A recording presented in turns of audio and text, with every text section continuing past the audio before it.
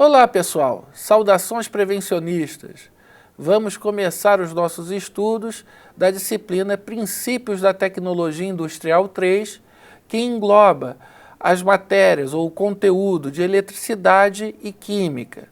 Num primeiro momento, nas 4 primeiras aulas, vamos ver eletricidade e nas demais, química, os riscos químicos nos processos industriais. Vamos lá? A nossa aula 1 tem como título Eletricidade. Para falar sobre eletricidade, eu vou começar com uma pergunta. A eletricidade foi inventada pelo homem? Muitos se equivocam ao responder essa pergunta porque fazem uma ligação de eletricidade com os equipamentos elétricos.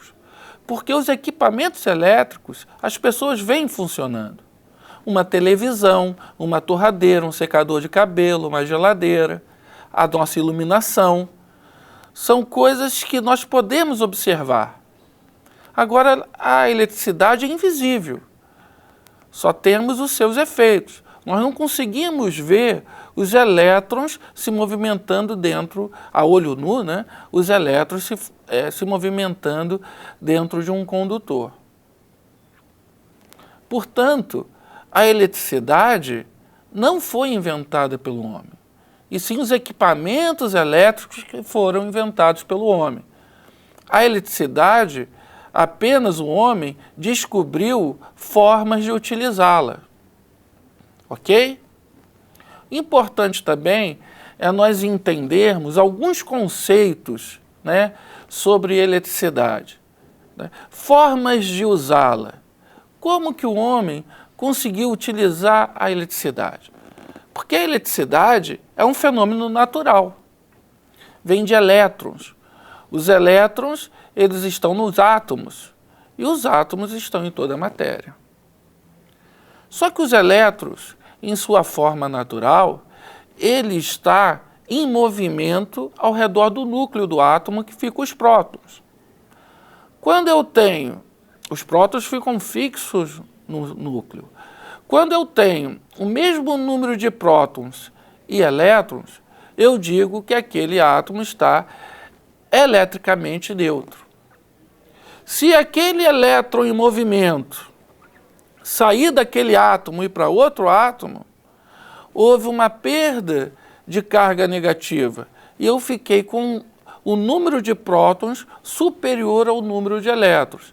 Então eu digo que aquele átomo está com carga positiva, carga elétrica positiva, com maior número de prótons do que elétrons. Aquele átomo que recebeu elétrons ficou com maior carga negativa, porque ficou com maior número de elétrons do que prótons. Então, aquele átomo está carregado eletricamente de forma negativa. Com isso, podemos entender a energia elétrica. Que força elétrica é essa? Elétrica é porque é a força do movimento dos elétrons. Por isso, energia elétrica. Como surge essa força? Essa força de movimentação ordenada dos elétrons, porque os elétrons, na realidade, estão em movimento, na eletrosfera, só que eles estão em movimento desordenado. E o homem, né, com muito estudo e pesquisa, ao decorrer dos anos, descobriu a forma de ordenar os elétrons, né, em um condutor elétrico, em um fio elétrico, geralmente de cobre, por ser um bom condutor. Para isso, precisa de uma força para impulsionar esses elétrons de forma ordenada. Essa força é a diferença de potencial, a DDP, ou tensão elétrica. Esta DDP é responsável por impulsionar os elétrons em um condutor, em um meio condutor. Sem a DDP, não se tem corrente elétrica. Não tendo corrente elétrica, não se tem energia elétrica. Ok? É importante, nesse momento, definirmos tensão, corrente e resistência elétrica. A tensão é a própria DDP. onde eu tenho carga positiva e carga negativa. Essa diferença do potencial é a força necessária para impulsionar os elétrons. E esse fluxo de elétron ordenado, provocado pela DDP, chama-se corrente elétrica. E toda resistência à passagem dessa corrente elétrica é chamada de resistência elétrica. A tensão elétrica tem como unidade o volt, a corrente elétrica o ampere e a resistência elétrica o ohm. A pergunta importante a ser feita nesse momento é: a eletricidade é útil ou perigosa? É claro que tanto útil quanto perigosa. Útil porque nos permite usar um monte de facilitadores de nossa vida. Nós não ficamos no escuro, temos nossa água gelada, temos o nosso banho quente, conseguimos subir nos andares do nosso apartamento sem fazer esforço através dos elevadores, ou em shoppings nos movimentar de um piso ou outro através das escadas rolantes. Enfim, a eletricidade hoje está em todo momento, de forma fundamental em nossas vidas. Agora, também é perigosa, porque existem os riscos elétricos. E o principal deles, que nós vamos falar, é o choque elétrico. O choque elétrico nada mais é que a corrente elétrica passando, ao invés de dentro de um condutor, pelo corpo humano. Daí nós temos o choque elétrico. Agora eu vou convidar a todos a assistir um vídeo que vai fazer um resumo de tudo isso que nós dissemos agora. Senhores conceituados em uma certa época descobriram a eletricidade.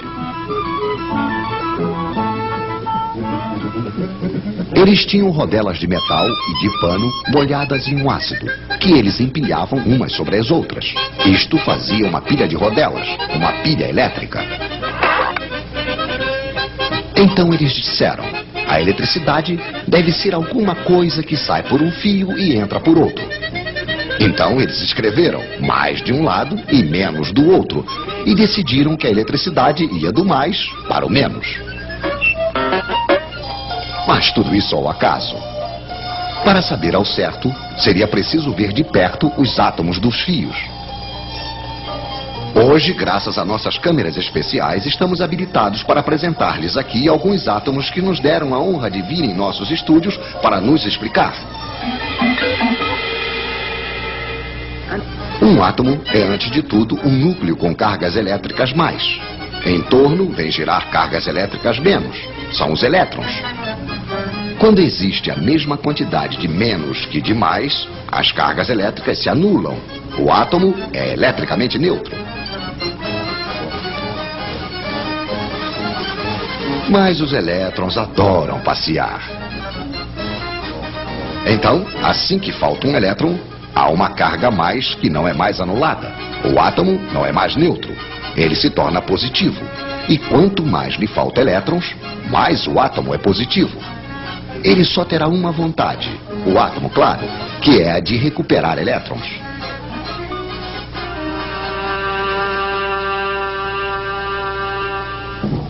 Esses elétrons andarilhos, nós os chamamos de elétrons livres. Só que esses elétrons que andam ao acaso não são os que produzem eletricidade útil. Mas suponhamos que temos dois fios de cobre e entre os dois uma espécie de aspirador de elétrons. De um lado, teremos muitos elétrons livres, é o lado menos. Do outro lado, faltará. Onde os átomos são positivos, é o lado mais. Existe entre os dois fios aquilo que chamamos de diferença de potencial, de volts. Por que volts? Ah, sim, o senhor que tinha inventado a pilha elétrica se chamava Sr. Volta. E quanto mais elétrons faltar de um lado, maior se torna a diferença de potencial, mais volts há. Ao longo dos fios, os átomos certamente só terão uma vontade: recuperar os elétrons que estão no outro fio. Vamos deixar os elétrons passarem. Vamos fazer-lhes uma passagem, mas estreitíssima. O filamento de uma lâmpada, por exemplo. Então os elétrons se precipitam, se pressionam, se empurram. Os átomos do filamento ficam atrapalhados. Esfrega, esquenta, produz luz.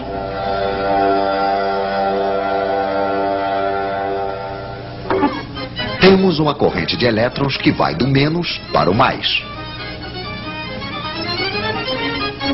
Pois é, os nossos senhores se enganaram de direção. É verdade que eles não sabiam ainda o que eram os elétrons. De um lado, então, uma bomba a elétrons, um gerador. Do outro, um receptor, isto é, um aparelho onde os elétrons passam produzindo energia. Lâmpada, radiador, motor elétrico, etc, etc. Mas se recuperamos energia de um lado, é preciso fornecer do outro lado, ao gerador. Nas pilhas, é energia química. Um ácido ataca um metal. Quando o ácido está usado, não há mais volts. Podemos também utilizar a energia solar. Podemos também fazer girar um ímã diante de uma bobina. Aí é preciso energia mecânica. É um pouco desse modo, porém mais complicado, que é fabricada a eletricidade que chega na casa de vocês. Mas não tentem saber onde está o mais e onde está o menos. É uma corrente que muda de sentido o tempo todo, a corrente alternada. Mas voltaremos a falar disso. Agora sabemos o que é a eletricidade. Entre dois fios, liga-se um gerador. Dentro de um dos fios, temos elétrons demais. Dentro do outro, falta. No outro lado dos fios, os elétrons passam através de um receptor desprendendo energia. Isso faz uma corrente de elétrons. É muito simples. Infelizmente, na prática, não vemos os elétrons. E se vocês quiserem se situar nos circuitos elétricos, precisam de um pouco mais de informação, é claro. Esses senhores vão nos ajudar. O gerador cria entre os dois fios uma diferença de potencial ou tensão. Isso é medido em volts. Obrigado, Sr. Volta. O gerador pode ser uma pilha, uma bateria de carro ou simplesmente uma tomada. O receptor pode ser uma lâmpada, um ferro de passar, um radiador elétrico, enfim, uma quantidade de aparelhos mais ou menos potentes. A potência se mede em watts, em quilowatts. Obrigado, Sr. Watts. Assim que o receptor é ligado ao gerador, uma corrente passa e não se precisa ser diplomado em eletricidade para compreender que se ligarmos uma lâmpada 2 vezes mais potente, vai passar uma corrente 2 vezes mais intensa. Isso supondo que a quantidade de volts não tenha mudado. A intensidade da corrente se mede em amperes. Poderíamos medi-la, é claro, mas não é necessário. Conhecemos a voltagem. Está escrito nas pilhas ou nos contadores. Conhecemos a potência, está escrita nos aparelhos. Basta fazer uma pequena divisão. Intensidade em amperes igual a potência em watts dividido pela tensão em volts. Por exemplo, quanto passa de amperes dentro de um radiador de 1500 watts ligado em uma voltagem de 220 volts? Pois é, passará 1500 dividido por 220, que é igual a 6,8 amperes, se não tivermos errado, é claro. No princípio, para ter eletricidade, certos senhores tinham inventado a pilha elétrica. Dentro de uma pilha, sob efeito da energia química, temos de um lado elétrons menos, do outro não, é o lado mais. Os elétrons se recombinam com os mais, passando no filamento de uma lâmpada, por exemplo. A corrente é contínua, porque os elétrons menos estão sempre do mesmo lado. Outros senhores tinham aperfeiçoado um outro método. Com fios bem isolados, eles faziam uma bobina e na frente divertiam-se em girar um ímã.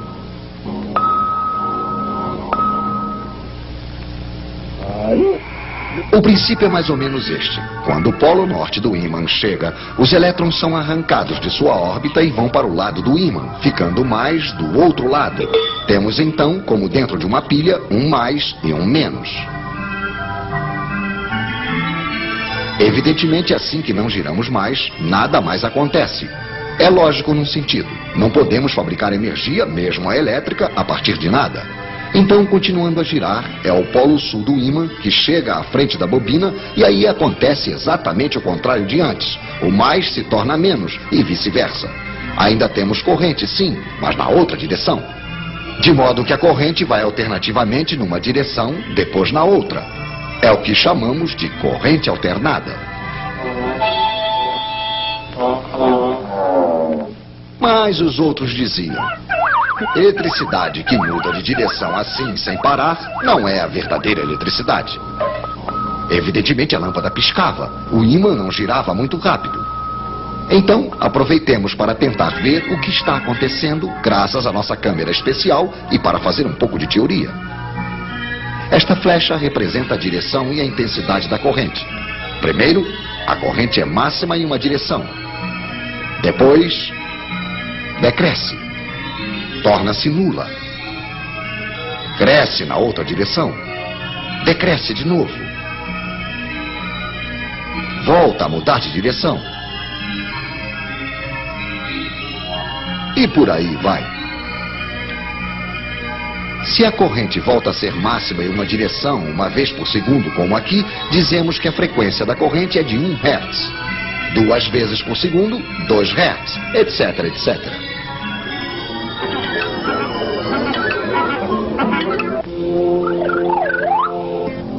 Há um outro modo mais divertido de ver as coisas. Pegue a flecha que representa a intensidade máxima, faça-a girar em um círculo imaginário que você desenha ao lado do fio. Pois bem, em qualquer momento, a intensidade real que passa dentro do fio é igual a isto. Quer dizer, a projeção ou a sombra da flecha giratória sobre o fio.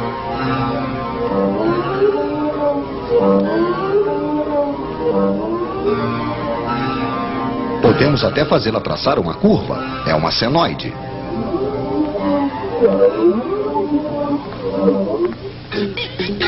Mas voltemos aos nossos senhores. Eles aperfeiçoam o alternador. O ímã põe-se a girar mais rápido. A frequência da corrente aumenta. 4 Hz. Para 10, 12 Hz. Já quase não pisca. 50 Hz. Aí já não percebemos mais nada. 50 Hz é a frequência da corrente alternada que chega hoje na casa de vocês. A iluminação, o aquecimento funcionam bem. Os motores elétricos também. E hoje, um único alternador de central pode alimentar de eletricidade mais ou menos 1 milhão de lares. A ideia desses senhores, então, não era má. As usinas hidrelétricas usam geradores desse tipo para produzir energia elétrica. Só que aqui, esses dínamos estão acoplados às turbinas. A força da água faz as turbinas girarem e esse movimento provoca a variação do fluxo magnético. E pronto, surge a corrente elétrica. Aí está o esquema de funcionamento do gerador de corrente alternada. À medida que a bobina gira, o fluxo do campo magnético B, gerado pelos ímãs, varia. Ele vai de 0 a um valor máximo e volta a 0 novamente. Pela lei de Lenz, a corrente deve ter o sentido que produz um campo magnético que se opõe à rotação da bobina. Por isso, a corrente tem um sentido variável ou oscilante, já que ora o fluxo magnético aumenta, ora diminui. Portanto, a corrente gerada é uma corrente alternada. E olha aí, Gil, esse gráfico mostra direitinho a corrente alternada. Veja como ela oscila no período de tempo T. Uma das vantagens da corrente alternada é que ela pode ser gerada diretamente pelo movimento de rotação, como as turbinas das hidrelétricas, que são impulsionadas pela água. Olha, e outra vantagem da corrente alternada é que dá para usar transformadores. Transformadores são aqueles aparelhos que reduzem a voltagem de 220 para 110 volts, não é isso? E podem aumentar também de 110 para 220 volts, Rosinha. Olha, lembre-se, os transformadores podem reduzir ou aumentar qualquer voltagem, e não apenas as conhecidas 110 e 220 volts. Olha só, Rosinha, vem aqui. Olha, essa bobina aqui certo? É percorrida por uma corrente elétrica. Essa corrente elétrica gera um campo magnético de fluxo variável que vai atingir a outra bobina. E vai criar uma corrente alternada na outra bobina. Isso mesmo, Rosinha. Agora me diga uma coisa, como é que a tensão aumenta ou diminui? Isso depende da relação entre o número de espiras presente na primeira e na segunda bobina. Então, Rosinha, quanto maior a relação entre o número de espiras da primeira e da segunda bobina, maior é a variação entre as voltagens das duas bobinas. Agora, sabe, Vicente, eu estava pensando nessa história toda. Se uma corrente elétrica gera um campo magnético, que por sua vez gera uma nova corrente elétrica, que gera um novo campo magnético, então eu acho que essa história não tem fim, viu? Não, você não acha, não. Essa história realmente não tem fim. Inclusive, no século passado, existia um sujeito, ele chamava-se Maxwell, que ele percebeu isso. Ele sacou que isso era realmente uma sequência interminável. Porque um campo elétrico variando, criando um campo magnético, que vai criar um novo campo elétrico e por aí vai. Inclusive, essa sucessão de campos recebeu o nome de onda eletromagnética. Mas isso aí já é assunto para outra teleaula, tá bom? Até a próxima. Até a próxima. E aí? Gostaram?